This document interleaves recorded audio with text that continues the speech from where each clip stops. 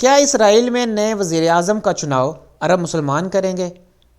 16 مارچ 2021 کو اسرائیل میں منعقد ہونے والے انتخابات یہودیوں کو ہمیشہ یاد رہیں گے، کیونکہ تاریخ میں پہلی مرتبہ طاقت کا توازن مسلمانوں کی جماعتوں کے ہاتھ میں چلا گیا ہے۔ ویوز کو سبسکرائب کریں اور بیل آئیکن پہ کلک کریں تاکہ ہماری اپڈیٹ آپ تک پہنچتی رہیں۔ اب وہاں مسلمانوں کی جماعت یا جماعتوں کی حمایت کے بغیر حکومت سازی ناممکن ہو گئی ہے، کیونکہ اسمبلی کے 2 سال میں مکمل ہونے والے عام انتخابات میں 120 کے ایوان میں حکمران جماعت صرف 30 نشستیں ہی لے سکی ہے، جبکہ حکمران اتحاد کی کل 52 نشستیں بنتی ہیں۔ اگر وزیر اعظم اپنے اتحادیوں کے علاوہ یمینہ جماعت کے 7 ارکان کو بھی ساتھ ملانے میں کامیاب ہو جاتے ہیں، تب بھی حکومت سازی کے لیے 61 ووٹ میں سے 2 ووٹ کم ہوں گے، جو صرف ڈاکٹر منصور عباس ہی دے سکتے ہیں۔ مغربی میڈیا کا ایک حصہ انہیں سلجھا ہوا جینٹل مین قرار دیتا ہے۔ یہاں ایک اور مشکل بلکہ مصیبت یہ ہے کہ یمینہ جماعت نے مسلمانوں کی حمایت سے حکومت بنانے کی بجائے اپوزیشن میں بیٹھنے کا فیصلہ کیا ہے۔ انہوں نے اعلان کیا ہے کہ منصور عباس کی حکومت میں شمولیت کی صورت میں وہ اپنی حمایت واپس لے لیں گے۔ ان کے اعتراض کی ایک اہم وجہ یہ ہے کہ ایوان کا کوئی بھی ممبر اپوزیشن لیڈر بن سکتا ہے۔ اگر منصور عباس اپوزیشن لیڈر بن گئے تو انہیں بہت سارے اختیارات حاصل ہو جائیں گے۔ حکومت کے تمام بیرونی رابطوں کی تفصیلات سے بھی آگاہ کرنا پڑے گا اور موساد کی سرگرمیوں کے بارے میں بھی بات کرنی پڑے گی۔ وہ ایوان میں وزیر اعظم پر کھلی تنقید کا بھی حقدار ہوگا۔ انتہا پسند یہودی نہیں چاہتے کہ مسلمان حکومت کے قریب ہو کر موساد کی کارروائیوں تک رسائی حاصل کر لیں۔ مبصرین کا کہنا ہے کہ منصور عباس کی حکومت میں شمولیت خارج از امکان نہیں ہے۔ اسی حوالے سے بن گوریان یونیورسٹی کے ماہر سیاسیات ناصر منصور کا کہنا ہے کہ اس ملک میں مسلمان 21 سے 22% تک رہتے ہیں۔ یہ ایک بہت بڑی اقلیت ہے جسے اعلیٰ سطح پر فیصلہ سازی کے عمل سے زیادہ دیر تک دور نہیں رہا جا سکتا۔ عین ممکن ہے کہ نئے وزیر اعظم کا چناؤ ہی ان کے ہاتھوں میں چلا جائے۔ حکمران اتحاد کے پاس 54 اور اپوزیشن کے پاس 57 نشستیں ہیں، لیکن حکومت سازی کی دعوت پہلے وزیر اعظم کو ملنے کا امکان ہے۔ انہوں نے ایک کارڈ کھیلتے ہوئے نیو ہوپ جماعت کے رہنما کیڈیان کو ایک سال حکومت کرنے کی پیشکش کی ہے۔ پہلا سال وہ خود لینا چاہتے ہیں۔ کیا پتہ اس سال وہ کون کون سے کارڈ کھیلیں۔ کیڈیان کی جانب سے تاحال انہیں کوئی جواب نہیں ملا۔ مبصرین کے مطابق انہوں نے بدعنوان لیڈر سے ہاتھ ملانے سے انکار کر دیا ہے۔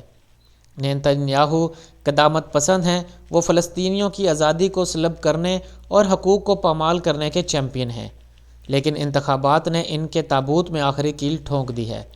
دونوں گروپوں کو حکومت سازی کے لیے منصور عباس کی نئی جماعت یونائٹڈ عرب لسٹ کا تعاون حاصل کرنا پڑے گا۔ ایوان میں صرف 4 نشستیں حاصل کرنے سے حکومت سازی منصور عباس کے کنٹرول میں چلی گئی ہے۔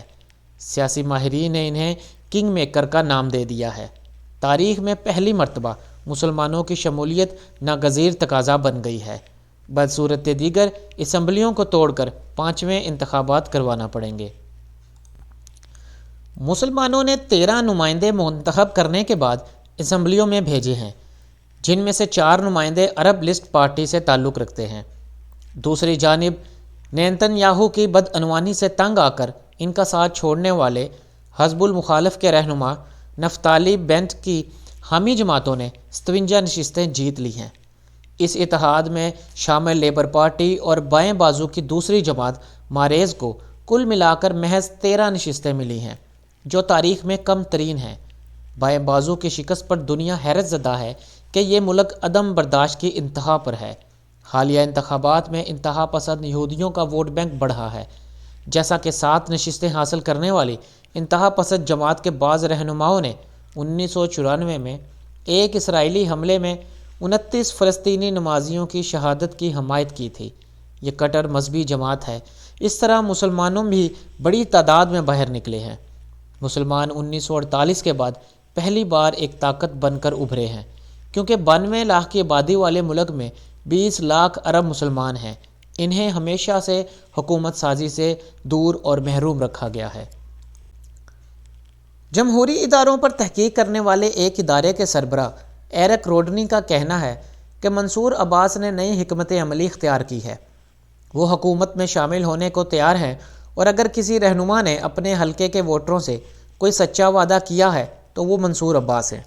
ایک فوجی ریڈیو اسٹیشن کو انٹرویو دیتے ہوئے انہوں نے عربوں کے مسائل کے حل کے لیے دلیرانہ قدم اٹھانے کا اعلان کیا ہے۔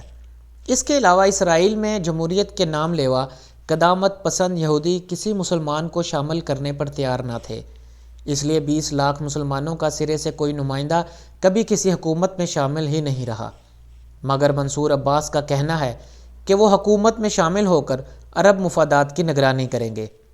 ادھر اتحاد حکمران میں شامل نیتن یاہو کے ساتھی اور مخالف اتحاد کی بڑی جماعتوں میں نیو ہوپ اور وائے اسرائیل شامل ہیں۔ ان رہنماؤں نے بھی نیتن یاہو کی بدعنوانیوں سے نالاں ہو کر نئی جماعت قائم کی تھی، مگر ایک رہنما نے کہا ہے کہ منصور عباس کی حمایت کے باوجود ایک ووٹ کی حکومت کب تک چلے گی؟ 2015 کے بعد سے اسلامی جماعتیں ایک اتحاد کی صورت میں انتخابات لڑتی رہی ہیں، جنہیں حکومت نے یونائیٹڈ عرب لسٹ کا نام دیا ہے، کیونکہ اس ملک میں جمہوریت بس اتنی سی ہے کہ کسی سیاسی جماعت کو اپنی پسند کا نام رکھنے کی بھی اجازت نہیں۔ 20 لاکھ مسلمان چاہتے ہوئے بھی اپنی جماعت کے نام کے ساتھ اسلام کا لفظ نہیں لگا سکتے، انہیں لسٹ کا نام لکھنا پڑا۔ منصور عباس نے حکومت میں شامل کے لیے نئی جماعت قائم کی ہے۔ حالیہ انتخابات میں منصور عباس نے نعرہ لگایا کہ اتحاد ہی ہماری طاقت ہے۔ اس نعرے کا اثر ہوا اور تاریخ میں پہلی بار مسلمانوں کے 59% ووٹ کاسٹ ہوئے۔ گزشتہ انتخابات میں ووٹوں کا تناسب 49% تھا، ان کی نشستیں بھی 10 سے بڑھ کر 13 ہو گئی ہیں، اسی لیے انہوں نے حکومت اور حزب الاختلاف سے مذاکرات کے دروازے کھلے رکھے ہیں۔ ان کا کہنا ہے کہ تمام آپشن کھلے ہیں، مسلمانوں کے مفادات کے لیے کسی اتحاد کا بھی ساتھ دے سکتے ہیں۔ کہا جا رہا ہے کہ 2009 سے مسلسل برسر اقتدار رہنے والے وزیر اعظم نیتن یاہو کی بدعنوانی نے جمہوریت پر دھبا ہی نہیں بلکہ دھبے لگا دیے ہیں۔ مبصرین کا کہنا ہے کہ انتخابات نیتن یاہو کے خلاف ریفرنڈم ہے اور اب ہارس ٹریڈنگ کا سیزن شروع ہو سکتا ہے۔